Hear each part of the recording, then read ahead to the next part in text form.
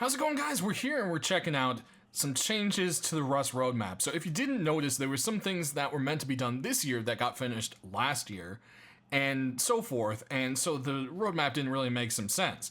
So they actually went and have touched up the roadmap. Now, keep in mind, everything on this roadmap can change. Things can disappear, things can come back and be altered. So, keep that in mind as we look at everything here. Now, to leave early access has been completed. They left that up there. They got all that done, right? So then there's now, next, and later. Now meaning quarter 2, 2018. Next being the end of this year, and later being next year, and further or after that. Who knows? Hopefully still this year. But anyway, guys.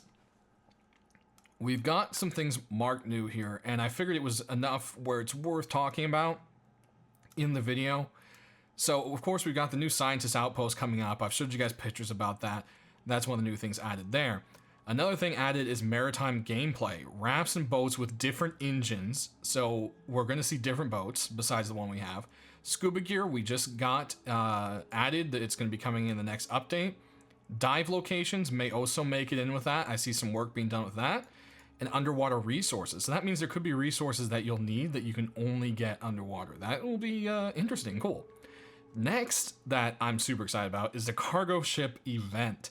So it's going to be a server event where a large barge or cargo ship comes in.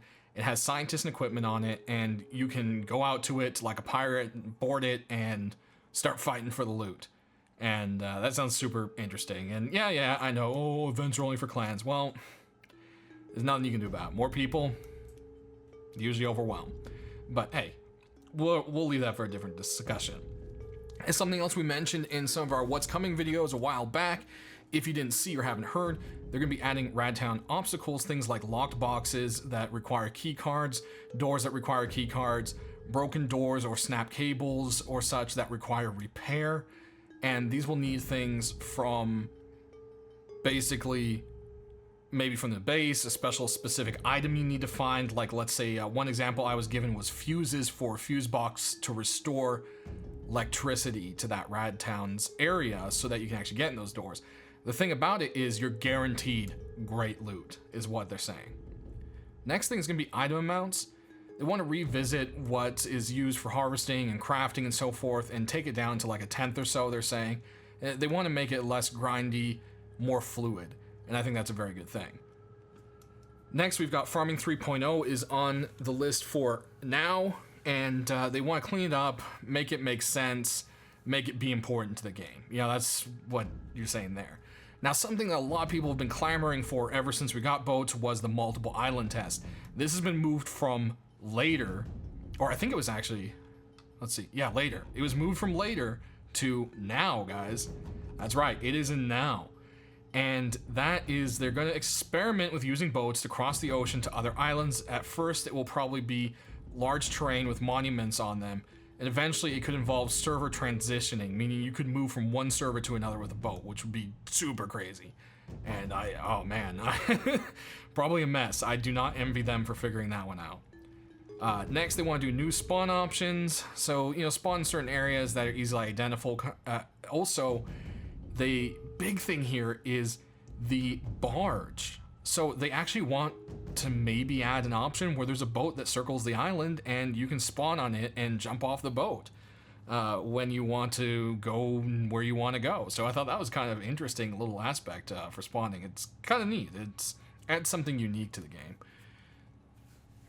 Guys, I never thought I would see this. Rust wants to add in a team system.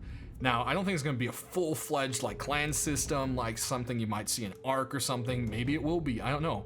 But at the time being, they're saying, I'll just read it exactly. We tried for years to have identification work by what clothes people were wearing or how unique players looked, ended up sucking and relied on TeamSpeak and jump checks.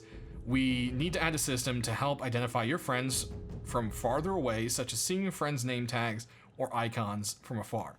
Now, guys, this isn't going to be something like one of those plugins where there's friendly fire. They're not going to, be, you can turn off friendly fire on teammates. I would be shocked if I ever saw that happen in Rust. They still want to try to keep things more brutal And, I guess real is a hard word to say with it, but you get the idea. Don't worry, it's pretty much just giving in to the fact they realize groups, it is what it's going to be. So that's pretty cool there. With next, online rating balances is something they want to come back. They want to limit honeycombing and make you be more creative with it, have cameras and traps and so forth, but they have to add that stuff before we can do that. So, that's a goal there. Another little thing that's been on here for a while is the auto looter, something that picks up gear from people who died in your base and stores it for you to get later when you're online. Player movement, they want to fix it up, make it work a lot better, be more smooth. That's also very important. Weight limits and backpacks has been moved from later to next. So, that's a big controversial subject there. Vehicles are a little more specific here. They want to add hot air balloons. They want to add a cart. The cart would be a pushable object that you can put deployables on, so a turret, a chest, a furnace, stuff like that. And it would allow you to go out farming for longer and return to base with a bigger haul. Of course, that's more risk, especially if you don't have a turret. So that's going to be pretty interesting there. Next, of course, cars, which you guys have seen, they've been working on. If you haven't seen one of my million things, here's the screenshot of the latest concept of cars right here. And they look really cool. They're all going to have different purposes, moving certain items and so forth. It's going to be pretty neat. I'm very excited about it. Animals, horses and hogs. So we could ride a pig, huh? That's hilarious. But guys, I think what we all really want is this right here. Yeah, riding bears, okay? These are Russian dudes with AKs and swords riding cavalry bears. And this needs to be a thing in Rust, okay? Riding a pig is fun and it's a novelty, but come on. War bears? Cavalry bears? How can we not? All of you guys need to just swarm and tell and push. Do bears. We need to have bears that are rideable. We need the cavalry bears. So any way you can, Reddit, comments, their dev blog, whatever, rideable bears, okay? Do it now. Hashtag rideable bears, guys. Anyways, there's my rant on the cavalry bears. Electricity, of course, is still something I want to do. It's going to be a system of like logic gates and other little deployable items which they control how electricity works. I don't think they've quite narrowed it down 100%, so that's why they're leaving a little vague there. But it's going to basically be a way you can set up electrical system in your house. It goes from here to here. You can change the ways of how it does it. And this would allow you to do things like pressure plates to open things or have automatic doors and lights. So that's something that's really cool there. They also would like to start revealing the lore of Rust. What is it? Where are we? Why? What's going on? The other thing is RustNet. This has been on here for a while, and this used to be on later and has now been moved up to next. So that's kind of exciting. And RustNet's basically an net communication system in-game. You can put bounties on people.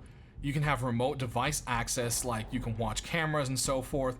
You could be at your home and watch cameras that you set up around a Rad Town, or you hid somewhere watching someone else's base. Or you could be out and about and view your CCTV cameras from maybe some cameras in a Rad Town now that you've restored electricity to it or something. It's got lots of aspects to it. I believe they also want to ultimately attach this to maybe a mobile app that would allow you to watch it while you're not in game. I'm not sure if that's going to help or make things worse, because I don't know. It's all sorts of craziness that can come from that. Next up, you can post jobs, and then you can also email people. So that's actually a really cool thing and quite awesome. Now, wipeless Rust was also set to later and has now been moved to next. So this is something they realize is a huge problem, is wipes, and it kills the game. It makes people feel rushed. It makes people drop off, and we've got this meta that just has to be broken. So they realize that that's something they need to focus on soon. So, once they start getting all this stuff knocked out for a quarter two, they're going to be jumping on this guy as well, which is really cool. Something brand new added in is weather. People have been asking, what happened? Well, the weather system they put in just wasn't up to par of what they wanted in the game. It was laggy, had problems, it rained through houses, blah, blah, blah, all that early access crap. Well, they want to do it right, and they said they're going to be redoing weather from plain old windy days and lightning to acid rain, rad storms and hurricanes, and they just want to spice up Rust with a new weather system, and that, to me, sounds awesome. Can't wait for that. So, I mean, that already is a pretty nice chunk, but we still got later to look at. So visible item looting, we'll hit that really quickly. It just means instead of looting a crate, you would pick up a flashlight from a shelf. You know? That kind of thing. You would see what's there and just loot it. You'd be like, oh, there's an apple on that shelf, I'm gonna pick up the apple. That kind of thing. And that takes a lot of work and a lot of resources. So we'll see how that one goes. It may take them some time, but it'll be awesome once it's put in. It gives you that more immersive feel to it. And also it means if you don't pay attention, you might miss something. So, yeah, you know, adds a little something else to the game. Craft times, they realize the crap. It's a placebo effect. It really doesn't do anything. It's making you waste your times. They want to fix it. Alternative mining is still there. They want to use survey charges to uncover harvestable resources on the map as well as in caves, and you can mine it then. That's pretty cool. Water, they just want to make water make sense. So they've got the water wells knocked out already, but there's quenching, reducing hydration from certain food sources, all that kind of stuff. They just have to kind of figure out where it's going, you know? And that's gonna take some time. So, hey, you know, it's not exactly the most important thing. Because especially since farming and stuff, so you kind of have to get all the food stuff put in line before you can start messing with the metabolism of the players. The APC, or the Bradley as you guys know it, still has a lot of work to be done, but they're putting that on hold for now. For now, it functions for what it needs to be. They eventually want to have weak spots you have to target. You'll have the little side machine guns or grease guns, whatever you want to call them, on the side. It's going to have better combat movement. It's not going to stay, you know, in one place as much, be a much harder target. They're going to activate the missile launcher, which will primarily launch incendiaries at people, but they could add some HE rockets to also deal structures. They ultimately want this thing to be able to traverse the entire map. So that is cool. Moving on, still working on hair.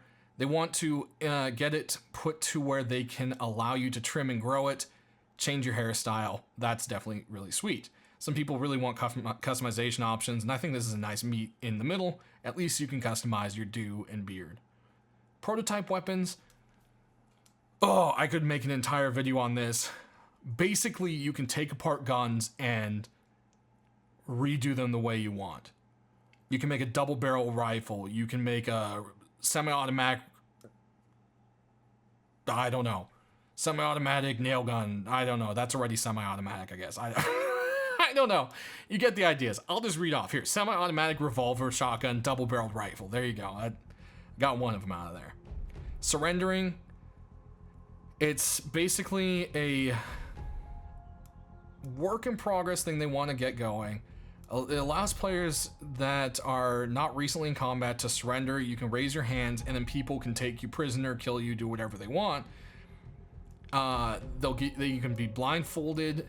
There's a possibility of an interrogation mini game where they can force like code lock codes off of you and stuff, and then of course cuffing people, which is I guess once that's happened, they can't get into their inventory, and you can kind of push them around. Gestures, yes guys, that's still a thing that's coming. All right, the Mortar, which disappeared forever, still something coming in, so that's awesome there.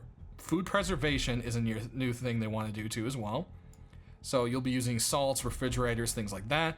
Tier 2 cooking alongside with that, where you can make, you know, proper meals, and they give you better stats, they give you better buffs, they feed you more, slow down your metabolism, you know, that kind of stuff. And along with it would come deployables such as like a stove or something to, you know, cook a proper meal in.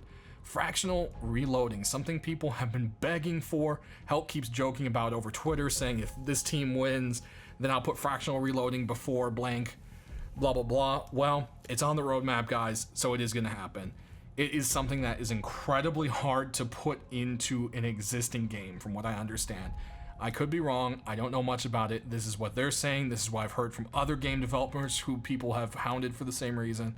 So I'm assuming that's what's going in there.